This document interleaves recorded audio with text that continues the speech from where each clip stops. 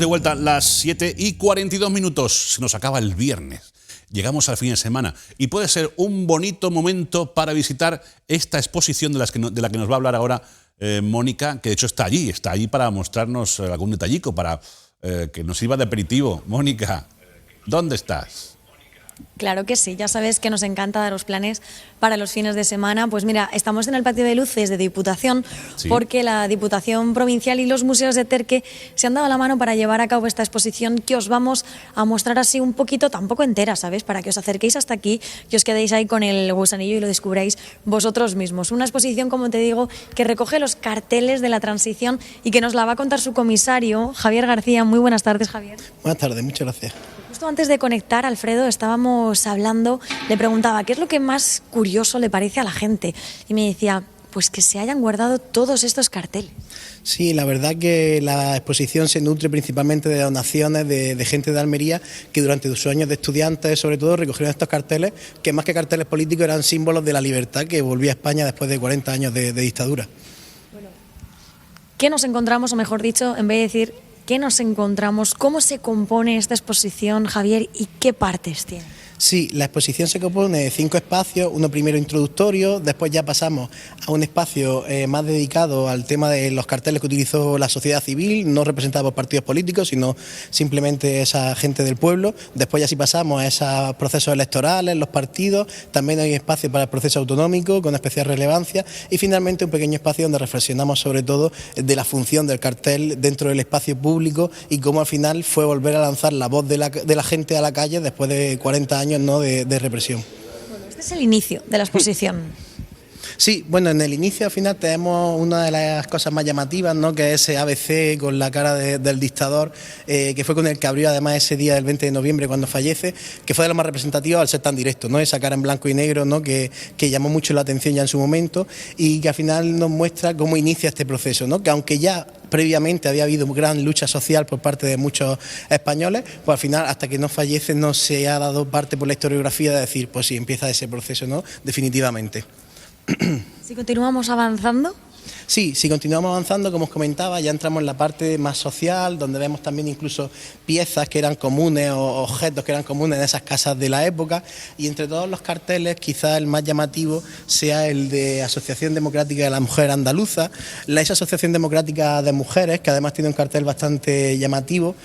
Estos carteles son más humildes, no tiene una paleta de color mucho más restringida que los grandes de los partidos políticos, pero fue una de las primeras asociaciones que se reúne justo después tras la muerte del dictador, solo una semanita después se reúne en Madrid y a partir de entonces empiezan ya ese movimiento por la igualdad que había empezado ya en esas asociaciones de amas de hogar y amas de casa que había durante la dictadura, ¿no? Valiéndose en ese caso también las mujeres como gran parte de la sociedad civil de lo que tenían a sus manos de la estructura franquista para poder luchar contra el propio régimen desde dentro. Si seguimos avanzando, ya pasamos con ese título de a las urnas, pues a ver todos esos grandes carteles que hicieron los partidos políticos cuando ya hay esa gran explosión de convocatorias electorales tras la aprobación de la ley de reforma política en el 76. Los más llamativos pues entran mucho en este caso los del Partido Socialista, que se valió sobre todo de los dibujos para hacer esa visión esperanzadora y llena de color, ¿no? De cara a ese futuro, y con grandes dibujantes como fue José Martín. Después, si nos pasamos más al fondo, vemos sobre todo las caras de los principales líderes políticos de aquella época. Por ejemplo, la marca de Unión de Centro Democrático siempre estuvo muy ligada al propio Adolfo Suárez, ¿no? A ser, de hecho, el propio político el garante, ¿no? De la validez y de la buena acción del partido, ¿no? Durante los años de la transición. Al igual que tenemos eso, si seguimos avanzando, pues vamos viendo distintos partidos de todo el espectro, ¿no? Del arco político que había en aquel momento, de Alianza Popular y también algunos carteles que representan, ¿no? También a las elecciones municipales, que incluso por algunos historiadores se ha dado como final de la transición la fecha del 79, ya que es realmente el momento en que la democracia llega a todos los municipios. Si seguimos más hacia adelante, entramos ya en el apartado de Andalucía Nuestra, hemos titulado, utilizando el título que utilizó la propia Junta Preautonómica de Andalucía para hacer la propaganda del referéndum de autonomía del 28 de febrero. Vemos carteles que no solo hablan del 28 de febrero, sino también del 4 de diciembre, de esas primeras manifestaciones que hay en toda Andalucía por el derecho, ¿no?, a la autonomía y esas elecciones. De hecho, fue esos años, justo en el 77, la primera manifestación cuando muere García Caparrós, ¿no?, el malagueño asesinado por poner la bandera en la Diputación de Málaga. Carteles tan señalados como el de Andalucía toda junta, que muchos recordamos y que es muy utilizado siempre en esa jornada del 28 de febrero, y también un pequeño espacio dedicado que refleja muy bien con la voz de Almería o los carteles de presión que hizo la Junta de Andalucía Preautonómica sobre el problema que generó, ¿no?, el referéndum, que salió de manera negativa, ¿no?, con un resultado negativo en la provincia de Almería por cómo estaba constituida la propia ley para hacer las votaciones, ¿no?, que requería la mayoría del censo votar a favor, no solo una mayoría simple, por así decir, ¿no?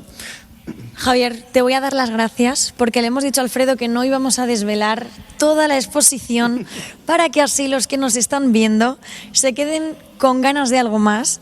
Y es que lo que falta es algo también muy llamativo, lo vamos a dejar ahí porque no sé si estamos a tiempo de venir a las visitas guiadas o no. Pues las visitas guiadas de los martes están completas, pero si hay algún grupo de gente que esté interesada, que nos llame, que nos organizamos para que la mayor parte de los almerienses podamos disfrutar y podáis disfrutar de la exposición. Javier, muchísimas gracias por este mini recorrido tan, pues con tanta información que nos has dado en este poquito tiempo que tenemos. Gracias. Perfecto, muchas gracias a vosotros. Alfredo, pues ya lo has escuchado, las visitas de los martes están completas, pero bueno, siempre se puede hacer algún huequito que otro. Claro. De momento, lo que sí que está clarísimo es que hasta el 6 de marzo podemos venir hasta el patio de luces de la Diputación para visitar y recorrer esta exposición de carteles de la transición.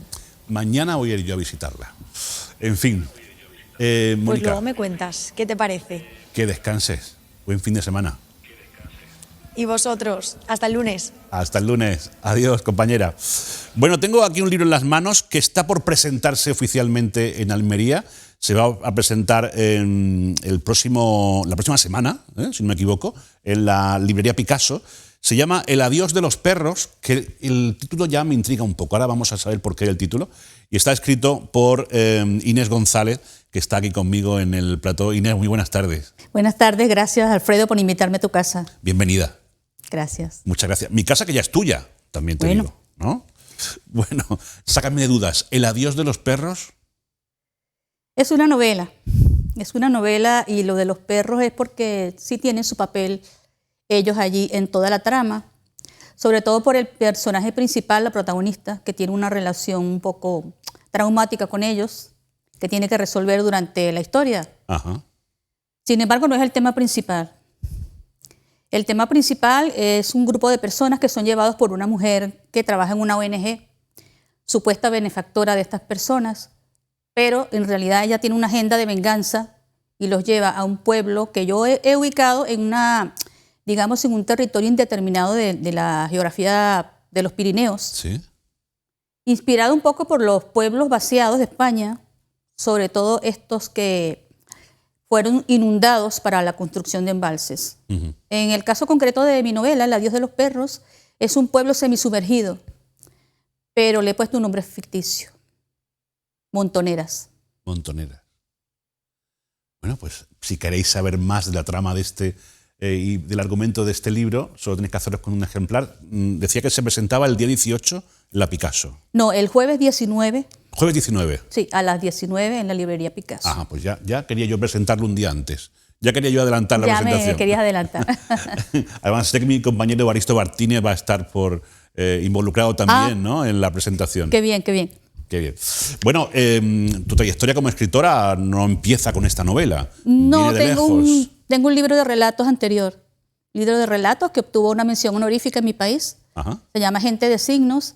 Yo he pasado de la poesía al relato y ahora me aventuré con novela.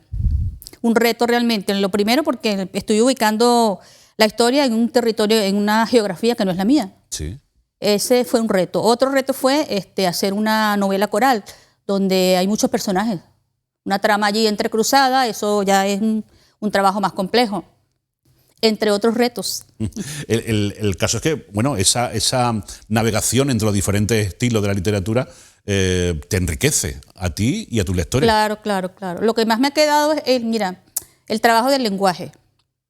No soy yo de seguir recetas de marketing para escribir una novela porque no es la idea. Valoro el lenguaje, amo el idioma que me tocó hablar, que es el español, y lo trabajo mucho. He tardado 5 años en escribir esta novela. ¿5 años? Sí, 5 años. Desde el 2019, antes de la pandemia, y ha pasado algo muy curioso que te lo quiero contar. Claro. Y es que ya me había prefigurado yo esto del pueblo de la España vaciada como escenario. De hecho, visité varios para inspirarme un poco. El asunto es que estos personajes están aislados por esta protagonista, pero yo necesitaba una circunstancia creíble de aislamiento. Eso fue en el 2019. En el 2020 viene la pandemia, viene el confinamiento, y me dio eso, la excusa perfecta, tanto a mí como escritora, como al personaje, para poder aislar a estas personas en este sitio. O sea que la pandemia... Algo realmente curioso. La pandemia está presente en la historia. Sí, está presente, como la circunstancia que necesitaba la protagonista para aislar y manipular a estas personas. Así. Qué intrigante. Estoy deseando ya leerlo, vas a ver qué pasa al final ahí. Bueno, a veces la realidad ayuda a la ficción. ¿Tú crees? Sí. Y aquí se comprueba en esta historia. Se comprueba. Además de que cuando uno escribe, uno como autor vuelca en cierta manera rasgos personales. Claro. Muy disperso. Esto no es una autoficción, pero sí, claro. Todo viene de la psique del que escribe. ¿Y qué hay de Inés en esta historia? Bueno, de mí hay la pasión por la escritura del personaje principal, alguna manía que ella tiene, que es un nombre muy extraño, que se llama glasomanía. No voy a decir lo que significa porque me gusta que los lectores vayan al diccionario. ¿Y cómo dices que es? Voy a apuntármelo. ¿Cómo he dicho que es? Glazomanía. Glazo con Z, glazomanía. Glazomanía. Sí. Me lo apunto, asunto del amor por el lenguaje, a mí me gusta abrir un libro y encontrar una palabra rara que yo no conozca. Sí. A medida que uno va avanzando en edad, ya hay pocas palabras que no conozca, claro, ¿verdad? Claro. Pero a mí me gusta, yo siempre digo, de este libro aprendí esta palabra. Y mis lectores, algunos lectores me dicen, me encantas porque tengo que ir al diccionario algunas veces. Pero no me molesta, me dicen, me encanta. Siempre se ha aconsejado... Pero es que las palabras están para usarlas. Pero siempre se ha aconsejado leer con un diccionario al lado. Claro. Para ir descubriendo y creando vocabulario, ¿no? Tu propio vocabulario. Nuestro idioma es muy rico e ilimitado. Cierto. Bueno, ¿y estás contenta con el resultado? Sí, muy contenta, muy contenta. Ha tenido muy buena acogida. Es posible una próxima reimpresión. Bien. Sí. Quiero hablar de la editorial, que es Velasco Ediciones, que ha hecho una edición con mucho mimo, con mucho cuidado. Se caracterizan por un catálogo de buenas historias con calidad literaria. No con estas recetas de marketing que hay hoy en día que... No vamos a hablar de otro, pero que la literatura está un poco decaída. Sí. Está un poco decaída y hay que rescatarla. Está devaluada, Hay ¿no? que rescatarla. Está devaluada. Sí. Bueno, pues eso le toca a personas como tú que amáis y creéis en la literatura, ¿no? Y sobre todo en los lectores, ¿no? Quedamos algunos, sí. El lector también tiene mucho que decir ahí. Claro. A la hora de escoger qué quiere leer y no. Pues sí. El adiós de los perros, editado por Velasco Ediciones, se presenta el 19 a las 19 en la librería Picasso. Sí, correcto. Estáis todos invitados. Además, se va a crear un buen ambiente y estoy convencido de que sí. No, y en muy buena compañía. Claro, por eso. Estarán conmigo Evaristo Martínez, el periodista, sí. Y Tote de Simón, escritor, amigo. Una velada que se prefigura amena, en un espacio muy agradable, emblemático de Almería, la velada como promete. Es la librería Picasso. La velada promete. Y esta historia también promete. Ya tenéis que haceros con un ejemplar, leerla y acudir a la presentación el 19 pues con algo ya leído de la historia para poder preguntarle a su autora que os pueda firmar el libro, ¿no? Esta historia que nace en el 19. Correcto. 5 años de trabajo.